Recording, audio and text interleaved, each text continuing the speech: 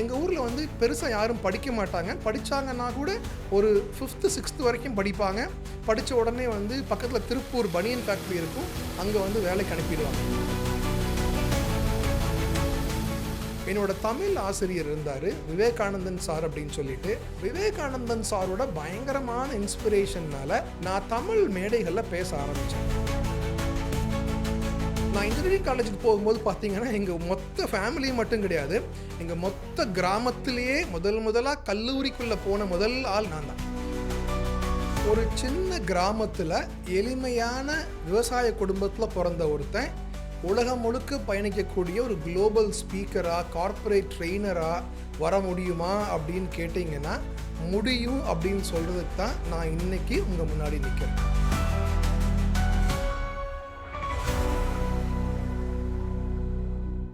ஒரு சின்ன கிராமத்தில் எளிமையான விவசாய குடும்பத்தில் பிறந்த ஒருத்தன் உலகம் முழுக்க பயணிக்கக்கூடிய ஒரு குளோபல் ஸ்பீக்கராக, கார்ப்பரேட் ட்ரெயினராக வர முடியுமா அப்படின்னு கேட்டிங்கன்னா, முடியும் அப்படின்னு சொல்கிறதுக்கு தான் நான் இன்றைக்கி உங்கள் முன்னாடி நிற்கிறேன். என்னுடைய பேர் சிவகுமார் பழனியப்பன். கோயம்புத்தூர்லேருந்து கரூர், திருச்சி போகிற வழியில் காங்கயம்னு ஒரு ஊர் இருக்குது. அந்த காங்கயத்துக்கு பக்கத்தில் ஒரு சின்ன ஒரு ஊர் படியூர்னு ஒரு ஊர். அங்கே இருந்து பக்கத்தில் இருக்கிற ஒரு சின்ன வில்லேஜில், கிராமத்தில் நான் பிறந்தேன். அம்மா அப்பாலாம் பெருசாக படிக்கலை. அப்பா வந்து திண்ணை பள்ளிக்கூடத்தில் போய் பழனியப்பன்கிற அவரோட பேர் அப்படியே கிறுக்கி எழுதி பழகினார், கையெழுத்தாக போடுவார். அம்மா வந்து அந்த காலத்தில் வந்து 5ஆம் கிளாஸ் படித்தாங்க, தமிழ் எழுதி படிப்பாங்க. பெரிய விவசாய குடும்பம் கிடையாது. எங்கள் ஊர் வந்து ட்ரை லேண்ட். அது பக்கத்தில் ஒரு ஆற்று பாசனமோ இல்லை ஒரு கிணறுவோ இல்லை பெரிய ஒரு ஃபெர்டைல் லேண்ட் கிடையாது. எல்லாமே வானம் பார்த்த வறண்ட மானாவாரி பூமி. அப்போ அங்கே என்ன வாழ்வியலுக்கு அடிப்படையே வந்து ஆடு வளர்க்குறது, இல்லை மாடு வளர்க்குறது, பால் கறக்கிறது, இதுதான் அங்கே தொழில். அதுதான் அங்கே வாழ்க்கைக்கு, அதுதான் ஆதாரமே. பக்கத்தில் ஸ்கூல் எதுவும் கிடையாது. ஸ்கூல் போகணுன்னா ஒரு 10 கிலோமீட்டர் நடந்து போகணும். ரிமோட் வில்லேஜ் அது. அப்படிப்பட்ட குடும்பத்தில் பிறந்த நான் வந்து ரொம்ப கஷ்டப்பட்டு தான் வாழ்க்கையை ஆரம்பித்தேன். அப்போ வந்து என்னென்னா, எங்கள் ஊரில் வந்து பெருசாக யாரும் படிக்க மாட்டாங்க. படித்தாங்கன்னா கூட ஒரு 5th 6th வரைக்கும் படிப்பாங்க. படித்த உடனே வந்து பக்கத்தில் திருப்பூர் பனியன் ஃபேக்ட்ரி இருக்கும். அங்கே வந்து வேலைக்கு அனுப்பிடுவாங்க. இங்கே பையன் வேலைக்கு போனான்னா வாரம் 500 சம்பளம் வரும் அப்படின்னு சொல்லிட்டு வேலைக்கு அனுப்பிடுவாங்க. ஆனால் எங்கள் வீட்டில் அம்மா அப்பா 2 பேரும் நினச்சாங்கன்னா, நான் படிக்கலை, நாங்கள் 2 பேரும் பெருசாக படிக்காததுனால நாங்கள் ரொம்ப காட்டில் இருந்து கஷ்டப்படுறோம், ஆடு மேய்க்கிறோம், பெருசாக எக்ஸ்போஷர் வாழ்க்கை மேலே வர முடியல அப்படிங்கிறதுனால அவங்க என்ன டீப்பாக நம்பினாங்கன்னா, கல்வி மிக மிக அவசியம்னு நம்பினாங்க. ஸோ உடனே வாங்கி கஷ்டப்பட்டு ரத்தம் சிந்தி வேர்வை சிந்தியாவது நீ படித்து மேலே வந்துடணும் கண்ணு அப்படின்னு எங்கள் அப்பா எப்பவும் சொல்லுவார். என்னையும் என்னுடைய தங்கச்சியையும் படிக்க வைக்கணும்னு நினச்சாங்க. அதுக்காகவே ஸ்கூலில் போட்டாங்க. என்னோடய ஸ்கூலில் எனக்கு என்ன ஒரு பெனிஃபிட் அப்படி கிடைச்சதுன்னா, நான் 8ஆம் கிளாஸ் படிக்கும்போது என்னோட தமிழ் ஆசிரியர் இருந்தார், விவேகானந்தன் சார் அப்படின்னு சொல்லிட்டு.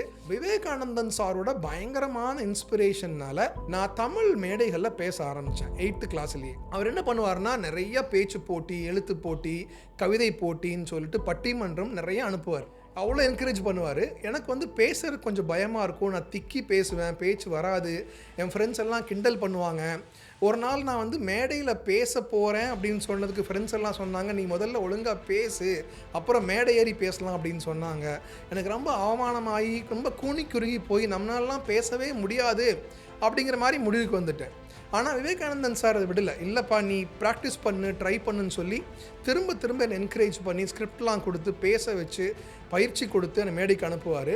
அப்படி தான் வந்து நான் வந்து ஒரு 8th 9th படிக்கும்போதே வந்து ஓரளவுக்கு எங்களுடைய பள்ளியில், எங்களுடைய சின்ன ஊரில், கிராமத்தில், பக்கத்தில் டிஸ்ட்ரிக்ட்லலாம் வந்து பல்வேறு வகையான மேடை பேச்சு போட்டி, கட்டுரை போட்டி, அதுக்கெல்லாம் போய் வின் பண்ண ஆரம்பித்தேன். கொஞ்சமாக மேடை வந்து எனக்கு பிடிக்க ஆரம்பித்தேன். மேடை மீது நின்று ஒரு 100 பேருக்கு முன்னாடி பேசுகிறது வந்து எனக்கு ஒரு போதை மாதிரி எனக்கு பயங்கரமாக பிடிக்க ஆரம்பிச்சது. அந்த துறையில் நம்ம பெருசாக வளரணும் அப்படின்னு நினச்சேன். அதனால் நிறைய மேடைகளுக்கு போக ஆரம்பித்தேன். ஒரு ஸ்கூலில் ஒரு 4 ஆண்டுகள் 8, 9, 10, 11th வரைக்குமே வந்து நிறைய மேடைகளில் பேசுகிறது, பரிசு வாங்குறது, இந்த மாதிரி லைஃப் போயிட்டே இருந்துச்சு. மேடையில் பேசணுன்னா நம்ம கண்டென்ட் வேணும் இல்லையா, ஸ்கிரிப்ட் எழுதணும், அதுக்கு புத்தகங்கள் வாசிக்கணும். அப்போ மேடையில் பேச ஆரம்பித்ததுனாலேயே நான் என்ன பண்ண ஆரம்பித்தேன்னா, புத்தகங்கள் வாசிக்க ஆரம்பித்தேன். அப்போது ரொம்ப முன்னாடியே என்னோடய ஸ்கூல் லைஃப்பில் வந்து ரீடிங் ஹேபிட்ஸும் அப்புறமா கண்டென்ட் க்ரியேஷன் ஹேபிட்ஸும் எனக்கு டெவலப் ஆக ஆரம்பிச்சிது. ஆனால் எனக்கு என்ன ஆச்சுன்னா, எனக்கு பெருசாக எக்ஸ்போஷர் இருக்கல. படித்து முடிச்சு என்ன பண்ணணும் அப்படின்னு சொல்லிட்டு. என்னோட கிளாஸ்மேட் ஒருத்தன் ப்ளஸ் டூவில் சொன்னான், நான் வந்து பிஇ படிக்க போகிறேன்டா அப்படின்னு சொன்னான். எனக்கு பிஇனா என்னன்னு தெரியாது, எப்படி போய் படிக்கணும்னு தெரியாது. ஏன்னா ஊர்லேயும் யாரும் படிக்கலை, யாருமே ஹை ஸ்கூல் போகலை, காலேஜுக்கு போகலை, சொல்லித்தரக்கும் யாரும் கிடையாது. ஒரு சின்ன கிராமத்து பள்ளிக்கூடம், அங்கேயும் எக்ஸ்போஷர் இருக்கலை. அப்போ எந்த எக்ஸ்போஷருமே இல்லாமல் என்ன பண்ணுறதுன்னு தெரியாமல் இருந்தப்போ என் கிளாஸ்மேட் ஒரு பையன், அவங்க அப்பா வந்து கவர்மெண்ட்டில் ஒர்க் பண்ணிருந்தார். அவரோட கைடன்ஸ்னால அவன் பிஇ படிக்கணும்னு போனால், நானும் அவங்கூடையே போயிட்டு பிஇ படிக்கலான்னு அப்ளிகேஷன் வாங்கி நான் ப்ளஸ் டூ முடிச்சுட்டு இன்ஜினியரிங் காலேஜுக்கு போனேன். நான் இன்ஜினியரிங் காலேஜுக்கு போகும்போது பார்த்தீங்கன்னா, எங்கள் மொத்த ஃபேமிலி மட்டும் கிடையாது, எங்கள் மொத்த கிராமத்திலேயே முதலாக கல்லூரிக்குள்ளே போன முதல் ஆள் நான் தான், அதுவும் இன்ஜினியரிங் காலேஜுக்குள்ளே. ஆனால் என்ன ஆச்சுன்னா, என்னுடைய பொறியியல் கல்லூரி வந்து பியூர்லி எஜுகேஷன் மட்டும்தான் அங்கே இருந்துச்சு. பெருசாக ஆர்ட் இல்லை, கல்ச்சர் இருக்கல, ஸ்போர்ட்ஸ் இருக்கல. என்னுடைய மேடை பேச்செல்லாம் அப்படியே அங்கே காணாமல் கரைஞ்சு போயிடுச்சு. நான் என்ன தொலைச்சிட்டேன் மொத்தமாகவே. ஐ லாஸ்ட் மை செல்ஃப் கம்ப்ளீட்லி. ஒரு 4 ஆண்டுகள் பிஇ படித்து முடிச்சப்புறமா ஒரு சின்ன இன்டர்வியூவில் செலக்ட் ஆகி பெங்களூரில் ஒர்க் பண்ணுறதுக்கு போனேன் 2003. நான் பெங்களூரில் வந்து ஒரு பெரிய ஒரு மல்டிநேஷ்னல் கம்பெனி, ஃபிலிப்ஸ் செமிகண்டக்டர்ஸ் அப்படின்னு, அந்த கம்பெனியில் ஒரு என்ஜினியராக நான் உள்ளே ஜாயின் பண்ண போகிறேன். அந்த கம்பெனியில் ஜாயின் பண்ணி ஒரு 6 மாதம் கழித்து என்னோட மேனேஜர் வந்து, தம்பி இந்த ட்ரைனிங் அட்டன் பண்ணுப்பான்னு அனுப்பி விடுறாரு. அந்த ட்ரைனிங் கிளாஸில் போய் உட்காந்துருக்கேன். அது ஒரு கம்யூனிகேஷன் ட்ரைனிங் ப்ரோக்ராம். அங்கே ஒருத்தர் வந்து ட்ரைனிங் எடுக்கிறாரு எங்களோட எம்ப்ளாயீஸுக்கு. அந்த இடத்துல தான் திரும்பவும் எனக்கு என்னுடைய கனவு திரும்பவும் கிடைச்சிது. நம்ம இந்த மாதிரி தானே மேடையில் பேசணும்னு ஆசைப்பட்டோம், நிறைய பேருக்கு ட்ரெயின் பண்ணணும்னு ஆசைப்பட்டோமே அப்படின்னு சொல்லிட்டு, என்னைக்கோ தொலைந்து போன என்னுடைய கனவை நான் திரும்பவும் மீட் எடுத்தேன் பெங்களூரில். அந்த அன்னைக்கு முடிவு பண்ண, என்னோட வாழ்க்கையிலையும் இது மாதிரி நம்மளும் வந்து ஒரு கார்ப்பரேட் ட்ரெயினராக, எல்லார் முன்னாடியும் பேசக்கூடிய, பயிற்சி அளிக்கக்கூடிய ஒரு பயிற்சியாளராக வரணும்னு ஒரு முடிவு எடுத்தேன். ஆனால் எனக்கு என்ன பிரச்சனைனா, நான் வந்து கிராமத்துலேருந்து வந்திருக்கேன், ஒரு தமிழ் வழி கல்வியில் படிச்சிருக்கேன், எனக்கு இங்கிலீஷ் பேச வராது, தமிழில் மேடைகளில் பேசிகிட்டு இருந்தேன். அப்புறம் ஒரு 4 ஆண்டுகள் பயங்கர டச் விட்டு போச்சு, நிறையா பயம் இருந்துச்சு. இதை எப்படி பண்ணுறதுன்னு எனக்கு தெரியல. அப்போது வந்து என்னுடைய வாழ்க்கையில் ஒரு மிகப்பெரிய திருப்பு முனையாக ஒரு மென்டர் எனக்கு கிடைச்சார், கிருஷ்ணன் அப்படின்னு சொல்லி பெங்களூரில். அவர் வந்து பெங்களூரில் ஒரு பெரிய ட்ரெயினர், ஒரு சைக்காலஜி படித்த ஒரு பெரிய ட்ரெயினர். அவரோட நான் வந்து சனி ஞாயிறுலாம் வாலண்டியர் பண்ண ஆரம்பித்தேன். மண்டே டு ஃப்ரைடே 5 நாள் கம்பெனியில் ஒர்க் பண்ணுவேன். சனி ஞாயிறு அவரோட வாலண்டியரிங் பண்ணுவேன், சப்போர்ட் பண்ணுவேன், ஹெல்ப் பண்ணுவேன், அவரோடையே கூடயே போவேன்.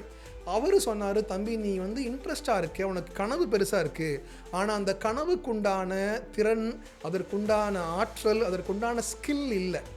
கனவு மட்டும் வச்சுட்டு ஒன்றும் பண்ண முடியாதுப்பா, நீ ஸ்கில் பில்ட் பண்ணிக்கணும்னு எனக்கு சொல்லி கொடுத்தாரு. அப்போ நான் முடிவு பண்ணேன், இந்த கனவு பெரிய ட்ரெயினர் ஆகணும், ஒரு பெரிய ஸ்பீக்கர் ஆகணும், அதுக்கான ஒரு கனவு இருக்குது. அதை எப்படி நனவாக்குறது அப்படின்னா, அதற்கு என்ன மாதிரியான திறன் வேணும், என்ன மாதிரியான அறிவு வேணும், என்ன மாதிரியான ஒரு ஸ்கில் பில்ட் பண்ணிக்கணும்னு தேட ஆரம்பித்தேன். அப்போ எனக்கு புரிஞ்சுது, நான் வந்து ஒரு கார்ப்பரேட் கம்பெனிக்கெல்லாம் போய் ஒரு ட்ரெயினர் ஆகணும்னா நான் வந்து சரளமாக பிழை இல்லாமல் ஆங்கிலத்தில் பேச வேண்டும் அப்படின்னு தெரிஞ்சுது. அப்போ இங்கிலீஷ் கம்யூனிகேஷன் ஸ்ட்ராங்காக இருக்கலைன்னா I cannot become a trainer in large corporate companies. 1. 2வது, மேடை ஏறி ஆங்கிலத்தில் ஒரு கான்ஃபிடென்ட்டாக சரளமாக பேச வரணும் இல்லையா, இந்த 2மே நான் ரொம்ப லேக் பண்ணுறேன்னு புரிஞ்சுது. நிறையா புத்தகங்கள்லாம் வாசிக்கிறேன், நிறையா கற்றுக்கிறேன், நாலேஜ் இருக்குது, அது எப்படி கொண்டு போய் ப்ரெசென்ட் பண்ணுறதுன்னு எனக்கு தெரியல. அப்போ அந்த 2ம் பெரிய கேப்புன்னு தெரிஞ்சோன்னே, இந்த 2 ஸ்கில்லையும் பில்ட் பண்ண ஆரம்பித்தோம்னா நமக்கு அந்த கனவை நோக்கி போக முடியும்னு புரிய ஆரம்பிச்சுது. அப்போ என்ன பண்ண ஆரம்பித்தேன்னா, நான் வந்து டெக்னாலஜியில் ஒரு இன்ஜினியராக ஒர்க் பண்ணிகிட்டு இருக்கும்போதே வந்து 2 இடத்த கண்டுபிடிச்சேன். ஒன்று வந்து டோஸ்ட் மாஸ்டர்ஸ் அப்படிங்கிற குளோபல் ஆர்கனைசேஷன். அந்த நிறுவனத்தில் போய் சேர்ந்து பப்ளிக் ஸ்பீக்கிங் கற்றுக்க ஆரம்பித்தேன். அங்கே வந்து மேடை ஏறி எப்படி பேசுவது அப்படின்னு சொல்லி கொடுத்தாங்க. ஒரு 6-7 ஆண்டுகள் அதில் மெம்பராக இருந்தேன். மல்டிபிள் லெவல்ஸில் நான் ப்ராஜெக்ட்லாம் பண்ணி லேர்ன் பண்ணி ஓரளவுக்கு தைரியமாக போல்டாக பேசக்கூடிய ஆளாக, மேடையில் ஏறி நின்று தைரியமாக பேசக்கூடிய திறமை வளர்த்துக்கிட்டேன். So I build my public speaking skills and Toastmasters. இப்போ 2வது இங்கிலீஷ் லாங்குவேஜ். நம்ம ஊரில் தமிழ் வழி கல்வியை விட்டுருங்க, சாதாரண ஆங்கில கல்வியில் போனால் கூட, மெட்ரிகுலேஷனில் போனால் கூட யாரும் இங்கிலீஷ் சொல்லி தர மாட்டாங்க. நிறைய பேருக்கு எப்படி இங்கிலீஷ் பேசணும்னு தெரியாது, இங்கிலீஷோட சவுண்ட்ஸ் தெரியாது, ஃபோனட்டிக்ஸ் தெரியாது, ப்ரொனவுன்சியேஷன் வராது, டிக்ஷன் வராது, எதுவுமே நமக்கு தெரியாது. ஆனால் எப்படி இங்கிலீஷ்லாம் படித்த மேலே வந்துட்டோம். அப்போ இதெல்லாம் கற்றுக்கணுன்னா எங்கே போய் கற்றுக்கிறது? என் ஃப்ரெண்டு சொன்னால், நீ ஆங்கிலம் கற்றுக்கணும் அப்படின்னா அதற்கு சரியான இடம் வந்து பிரிட்டிஷ் கவுன்சில் இன் பெங்களூர். ஒரு யூகேயில் இருக்கக்கூடிய எம்பசியோட லாங்குவேஜ் டிவிஷன் இது, நீ பிரிட்டிஷ் கவுன்சிலில் போய் விசாரி அப்படின்னு சொன்னாங்க. நான் பிரிட்டிஷ் கவுன்சிலுக்கு போய் சொன்னேன், இந்த மாதிரி நான் வந்து தமிழில் ஸ்ட்ராங்காக மேடைகளில் பேசுவேன், ஆங்கிலத்திலையும் பேச முயற்சி பண்ணுறேன், எனக்கு பேச தெரியும், ஆனால் எனக்கு வந்து மொழி ஒரு தடையாக இருக்குது அப்படின்னு சொன்னேன். அவங்க சொன்னாங்க, நோ வரிஸ், எங்களோட 6 months கோர்ஸ் நீங்கள் ஜாயின் பண்ணுங்கள், we will teach you phonetics, sounds of the language, how to speak அப்படின்னு சொல்லி ஒரு 6 மாதம் வந்து பிரிட்டிஷ் கவுன்சிலில் வாரம் ஒரு 2 மணி நேரம் வந்து I will go there everyday. சனிக்கிழமை 2 மணி நேரம், ஒரு சண்டே 2 மணி நேரம், 4 hours வந்து ஒரு 6 மாதம் தொடர்ந்து போய் நான் வந்து ஆங்கில மொழியோட அடிப்படையான சத்தம் எப்படி இருக்குது, உச்சரிப்பு எப்படி இருக்குது, ஃபொனட்டிக்ஸ் என்ன, சவுண்ட்ஸ் என்ன, எப்படி ஒரு வார்த்தையும் அவங்க ப்ரொனவுன்ஸ் பண்ணுறாங்கன்னு சொல்லி ஐ லேர்ன்ட் தி ஃபண்டமெண்டல் இங்கிலீஷ் கிராமரில் ஆரம்பித்து கம்யூனிகேஷன் கற்றுக்க ஆரம்பித்தேன். ஸோ அந்த 2 ஸ்கில் டெவலப் பண்ணது வந்து என்னுடைய வாழ்க்கையில் மிகப்பெரிய மாற்றத்தை ஏற்படுத்துச்சு. இப்போ வந்து ஒரு பெருசாக இங்கிலீஷ் கம்யூனிகேட் பண்ண தெரியாமல், மேடையில் பேசவே தெரியாமல் நான் பெங்களூர் போனேன்னா வந்து ஒரு 6-7 ஆண்டுகளில் வந்து ஒரு பெரிய மேடையில் ஏறி நின்று ஆயிரக்கணக்கானவர்கள் முன்னாடி சரளமாக ஆங்கிலத்தில் பேசுவதற்கு கற்றுக்கொண்டேன். இந்த ஸ்கில் எனக்கு பயங்கரமாக ஹெல்ப் பண்ணுச்சு.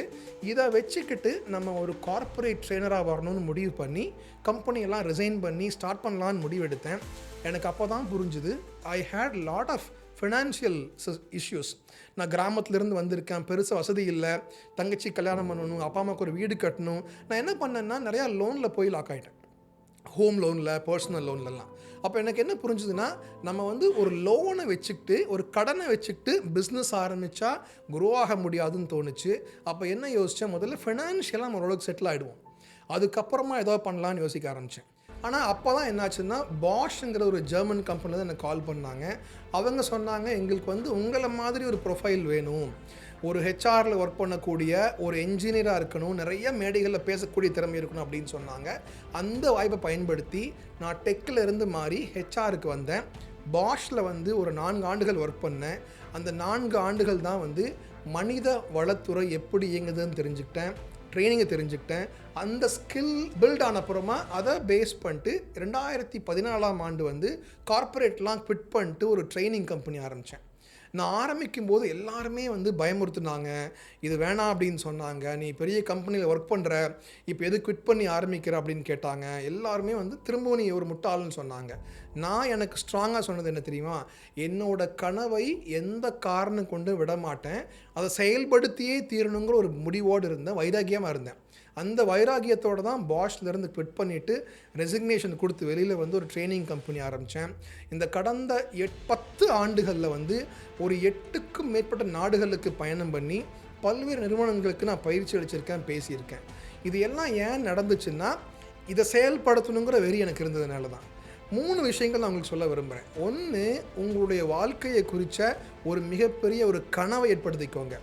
இந்த கனவு பெரும் கனவாக இருக்கணும், உங்கள் கெரியரில் லைஃப்பில் என்ன பண்ண போகிறீங்க அப்படிங்கிற ஒரு பெரிய கனவு. 2வது, அந்த கனவுக்கான என்ன மாதிரி திறமை வேணும், அறிவு வேணும் அப்படின்னு சொல்லி திறன் வளர்க்குறது 2வது முக்கியமான விஷயம். 3வது, இது எல்லாம் வளர்த்துட்டு சரியான நேரம் வரும்னு வெயிட் பண்ணிட்டே இருக்காமல் ஜம்ப் பண்ணி களத்தில் இறங்கி வேலை பண்ண ஆரம்பித்தோம்னா வாழ்க்கை முன்னாடி போகும். இந்த 3 விஷயங்கள் என்னுடைய வாழ்க்கையில் ஒரு கிராமத்திலேருந்து வந்து கஷ்டப்பட்டு அப்படியே படிப்படியாக மேலே லேர்ன் பண்ணி இன்றைக்கி ஒரு குளோபல் ஸ்பீக்கராக நிற்கிறேன். இந்த 3 விஷயங்கள் நீங்கள் லேர்ன் பண்ணிட்டு இம்ப்ளிமெண்ட் பண்ணால் உங்களுடைய கனவுகளும் நிச்சயமாக நனவாக மாறும் அப்படிங்கிறது உண்மை. நன்றி, வணக்கம்.